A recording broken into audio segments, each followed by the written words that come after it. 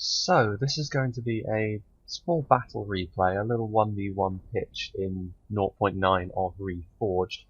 And while this goes on, I'm also going to be talking about the balancing of certain things with regards to different kinds of engagements. So, I am playing as the Kingdom of Rune, of course, and having a quick look at my army comp, I've got a front line of runic swift blades, which are sort of a more mid-tier infantry unit for them now, as opposed to having to pick between very high tier and very low tier units. They have a sort of mid-ground now.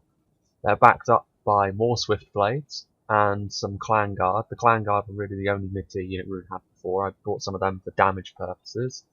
And then at the back we have my more elite Loke Flag Rim, of course, with their armor piercing maces. And then over here I have a force of javelins behind their stakes. I've got the Balchoth Sapphire Bladesmen, who are very, very strong indeed. And then they've got a couple of Balchoth tribesmen with them. So the javelins are very strong in the new patch, which again, that's something that I'll be talking about as the battle goes on. And then for my Cav force over here, I have 3 units of Loke Inas Rim, and then my general is right down here at the end in a unit of Camel's Dragon Knights, which is the strongest Cav that I can field, which again is significant for the balancing of the game as it is currently, but again that's something that I will talk about shortly. Now my opponent is playing as Harad, so you know it's a bit of an eastern battle this. He has got several units of dismounted Serpent Guard, which again, they're still pretty strong, similar to the Flag Rim though. They're certainly not the highest tier that you can get, but they are still pretty dangerous. Then he has some Haradrim archers, so some low tier archers that he's got, but he has more of a range presence than I do, because I have just javelins. Then he has several units of Beast Tamers, which are the new Halberd unit that they have, so that's going to be dangerous for my Cav. In addition to that, he has South-Run Pikemen, so he has a lot of pole arms available to him, and some Muhar tribesmen of his own, so he has javelins, pole arms, and infantry. His cavalry is over here, and he's gone for a bit of a different approach. He's gone for having 2 units of Muhard Beastmasters, which of course, they're missile cav, they'll be very good against my cavalry if he can use them. And then he has only a couple of units of Serpent Guard to hold back my own cavalry. Then he of course has some Trollmen, and somewhere he has some Demons of the Desert as well, which that's a very, very strong unit. A Javelin unit that's very, very good in melee. Anyway, let's start. So you may notice that I don't really have much of a ranged presence at all, and that's because I'm going for a bit more of a rush build this time. And that's something which you have to consider now. I think you have to consider a tactic at the start and stick to it. Having a balanced army with all that entails is actually a little bit more risky than first it sounds, mainly because you're going to have to consider the fact that you're not going to have the ranged advantage, and if you don't, then it's kind of pointless to have a strong archer force. So I went for a rush tactic here to try and get my javelins in, try and get my infantry in fast. Now of course his archers are going to be able to get some shots on me, but they're not the best archers, so I'm not too concerned about that. However, in melee my swift blades will likely just be absorbing the brunt of the pikes and the javelins, so I'm going to have to be a little careful about what I'm going to do. Over here meanwhile, his archers are slightly exposed, so I'm going to charge them with some Inas Rim. Now they're getting shot by the archers, but they're heavily armoured to deal with it. Light Cav will take a lot of damage from archers, but Inas Rim are not light Cav. He sent in some Serpent Guard to try and stop them, but now I'm going to be able to surround them with my Camel's Dragon Knights and another unit of Inas Rim. Over here, he's going to try and get his Beastmasters in to attack them, but my other unit of Loke Inas Rim is going to engage them in melee, and if they don't have support, then the Camel's panicking ability for the horses won't really kick in all that much. He is going to be able to get some javelins off, but not nearly quickly enough. So that's that, and I am trying to sort of separate out the Serpent Guard so I can single them out. And that's the enemy general, who was in a Serpent Bodyguard unit, I believe, so that was good for me, and I'm going to be able to take care of his cav pretty quickly. The infantry engagement has begun. Now my swift blades should do quite well in melee against the Muhar tribesmen when they are backed up, although at the moment my infantry line is a little bit scattered, but over here the halberds will hold pretty well against the swift blades, but I'm just trying to engage his main infantry line so his halberds don't support his cav, because my cav is better than his, so As this stands, this is going well for me because as soon as my cav is free, I'll be able to charge around his back lines. The swift blades are in big number. Now over here is where his demons of the desert were, being engaged by a couple of units of clan guard. They will very easily beat the clan guard in melee. They're very tough. They've got hit points. They were able to get some javelin shots off before now. But I just want to keep them occupied for the time being. So I've committed all of my clan guard and all of my runic swift blades to be my front line at the moment, and I'm also getting my javelins into position to throw javelins, mainly at stuff like the serpent guard, which is slightly more armoured. The trollmen haven't got a lot of armour, so it's kind of a pointless exercise, but just trying to make sure that my units are good. And this was an interesting one. I didn't order my cavalry to go into his halberds, but they decided that they wanted to die. I was actually ordering them to go over here, so I'm losing my cav in a very unnecessary fashion at this point. I should be charging into his archers, but they decided that the halberds were the thing to do. Over here, on the other hand, the Muhard Beastmasters are very, very quickly falling in melee to a heavy cav unit. They're not supported, so that's good for me. So with regards to some of the balancing, I would say that in a field battle, cavalry is extremely, extremely important. There goes my general, to the halberds. And this is because of how much damage they can do to infantry, and if you win the cav engagement, you put yourself in a very good position to win the battle overall. Perhaps to too greater an extent as well. I mean, I agree that cav should be damaging, but at this point, it's really a case of who has the better cav wins a field battle most of the time, unless you have a very defensive setup with a lot of halberds and pikes and spears, then you might be okay. But as it stands, I'm not sure. There's some archers as well, which you could say are a little bit strong, a little bit too strong. But again, that's a little bit more subjective because that's only the case with a few archers, like the Dunedain Troll Slayers and the Dale Dragon Slayers and such. So really, it's cav. Meanwhile, over here, and cav will fall to halberds pretty quickly, as you can see. Like my Innis Rim, that was a fairly healthy unit before it went into the halberds, and now it's fairly dead, and the Camel's Dragon Knights as well. So again, it's an interesting thing. The balancing is something to get used to. I don't think it's really out of whack. It's just very different to what it was before. And also, this doesn't really apply to sieges, of course, because I think the balancing between infantry units is very good. Because of course, over here we have the Swift Blades. Defeat seems certain in the face of the Muhard Beast Tamers. You have to excuse me, my voice is rather croaky at the moment.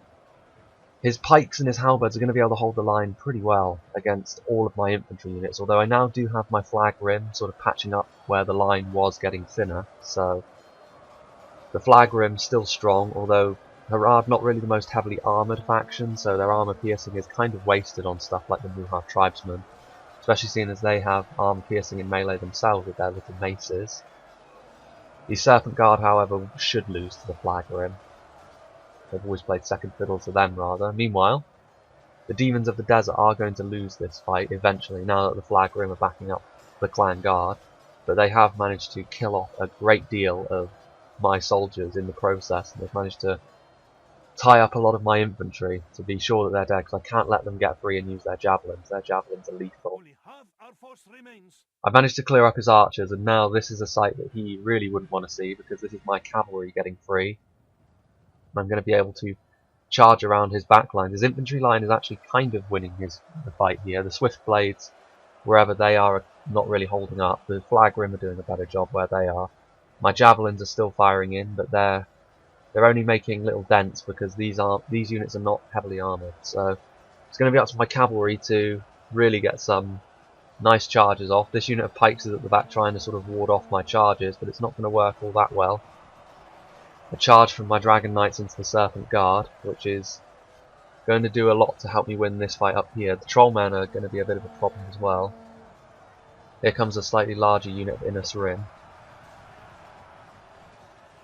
Nice crunching challenge, but yes, this was the front line here was a good fight, I think, because it was a good engagement for him and for me technically, but it was really the back lines where the battle was decided because of my cavalry being far superior to his, at least. Well, I used them better. If he used his Beastmasters better, maybe he could have gotten something done, but I'm not too convinced about that because I was too easily able to get at them. So again, Cav is very important, especially good cavalry as well, because one single unit of very high tier cavalry is enough to really upset a defensive line. Like something like the Witch Realm Inquisitors or the Warlords of Umbar, all on their own can cause a great deal of damage to the enemy if you use them correctly. He has actually broken through on this side, which is bad for me, but I will be able to charge him with impunity, so it's not the end of the world, and also my units up here are going to get free eventually as well, so I will have some infantry reinforcements. Just trying to get into the backs of my flag rim. But the problem is, while I'm charging into these halberds, I am actually losing quite a lot of cavalry as I do that. Because of course, the halberds, even though they're facing the wrong way, my cav units are not big enough anymore really, except for this one over here, to get significant damage done. So they turn around and then they start getting kills on my units. Over here, meanwhile, I don't really have a good surface to charge into over here, so I'm not getting as many kills off the charge as I would like. But my Innis Rim is still charging over and over, and they are still a fantastic looking unit. The Runic Cav, here comes another charge. I'm trying to get some work done on these pikes, and it is working to a point. But I'm also losing my own cav in the process, so I need to be careful. Meanwhile, his Serpent Guard over here broke through and is attacking my javelins, but they aren't really great enough in number to cut their way through all the javelins, and my Sapphire Bladesmen, of course, are good in melee, so they're onto a bit of a losing streak here. They will be able to at least get some kills, and they will stop one of the javelin units from firing over here, so it is probably worth it in the end. Meanwhile, my cavalry is still cycle charging, but it is starting to lose its members quite heavily. I only have 2 Dragon Knights remaining, but there's really not much else I can do with my cav other than cycle charge it into his halberds and pikes at this point. It is looking like I have the advantage now though, simply because he doesn't have any range. My infantry is just sort of enveloping his, and I still have javelins firing away, and the cavalry will still keep cycle charging in. I'm trying to get cycle charges onto the backs of his pikes, but all too quickly they turn around and start killing off my cav, so that is something to beware. I think halberds and pikes are much more of a counter to cavalry now, which they do need to be, seeing as how strong cavalry are now. But yes, Harad fights with horns made of clay. There goes another cycle charge right into the front of the pikes. That was poor. This was just me trying to micro from on high and not realising what way the pikes were facing.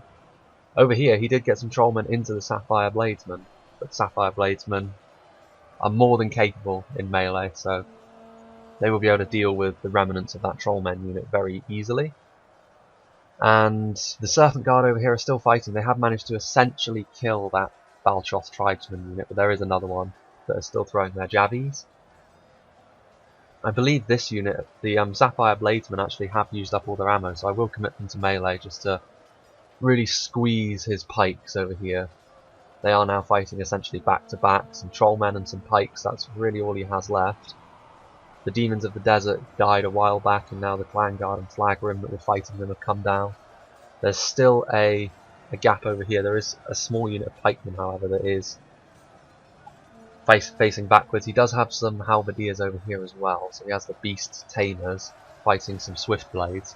And the Swiftblades broke and came back, so they're wavering already. So it was a closer battle than at first it appeared, but this was mainly, I dealt with everything of his that wasn't a pike unit, and that was essentially then the death knell of his army. The Clan Guard is routing, so I did take heavy losses. This was the closest battle we played on the release day, so this is why I'm showing it, because it was the best.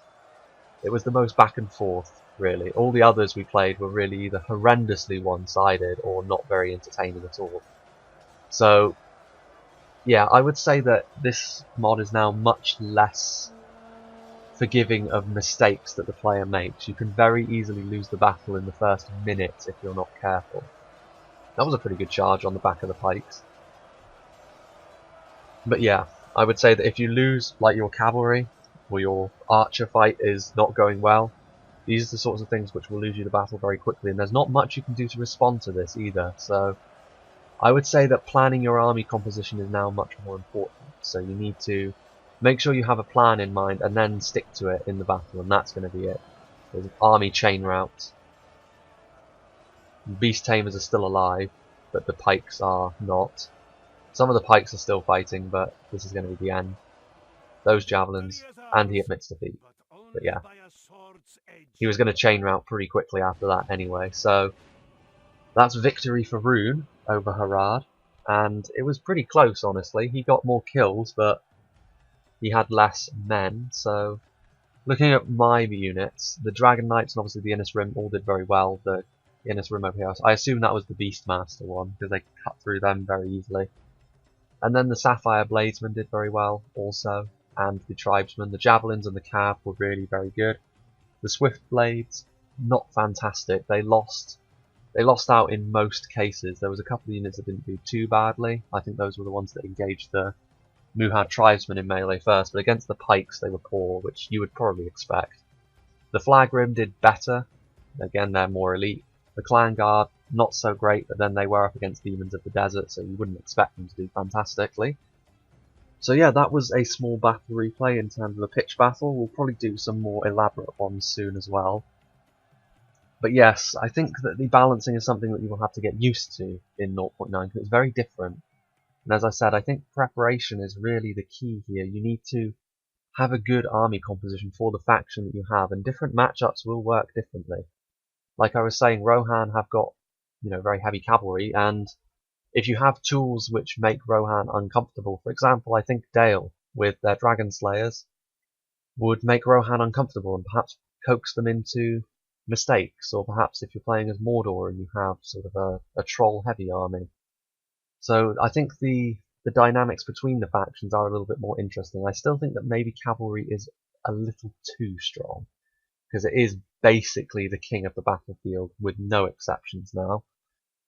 So yeah, I think that it will just take time for people to get used to, though. So that was a small battle between Rune and Harad, and I hope that there'll be more sieges in the future, and I hope to get the top 10s on track within the next week or so after a bit of testing. So I hope you'll join me for whatever's next.